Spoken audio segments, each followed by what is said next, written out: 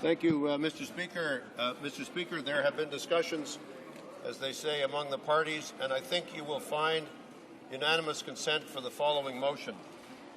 Whereas the Government of Canada has actively advocated for and continues to support the principles enshrined by the United Nations Universal Declaration on Human Rights and the United Nations General Assembly Resolution 263A of 9 December 1948, whereas the extreme forms of totalitarian rule practiced by the Nazi and communist dictatorships led to premeditated and vast crimes committed against millions of human beings and their basic and inalienable rights on a scale unseen before in history, whereas hundreds of thousands of human beings fleeing the Nazi and Soviet communist crimes sought and found refuge in Canada, whereas the millions of Canadians of Eastern and Central European descent whose families have been directly affected by Nazi and/or communist crimes have made unique and significant cultural, economic, social, and other contributions to help build the Canada we know today.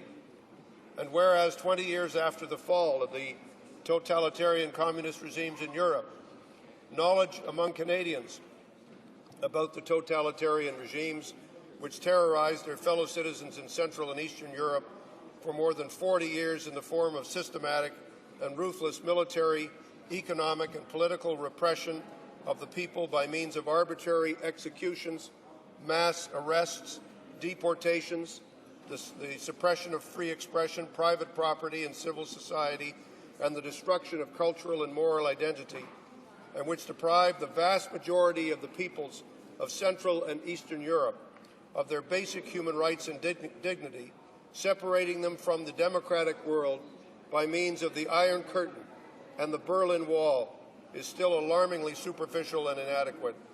And whereas Canadians were instrumental during the 1980s in raising global awareness of crimes committed by European totalitarian Nazi and communist regimes by founding an annual Black Ribbon Day on August the 23rd to commemorate the legal partnership of these two regimes through the infamous Molotov-Ribbentrop Pact and its secret protocols.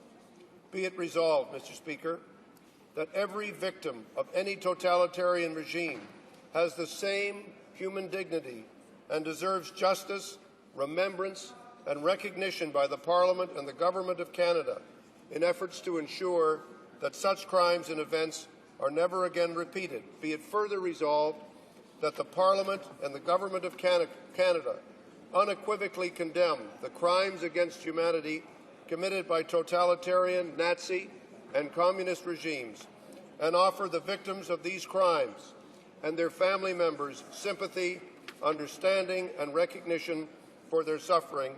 And be it further resolved that the Government of Canada establish an annual Canadian Day of Remembrance for the victims of Nazi and Soviet communist regimes on August the 23rd, to be called Black Ribbon Day, to coincide with the anniversary of the signing of the infamous pact between the Soviet and Nazi regimes. Thank you, Mr. Speaker. Does the honourable member for Toronto Centre have the unanimous consent of the House to propose this motion? Yes. Agreed? La Chambre l'a entendu. Is it the pleasure of the House to adopt the motion? D'accord. Adopté.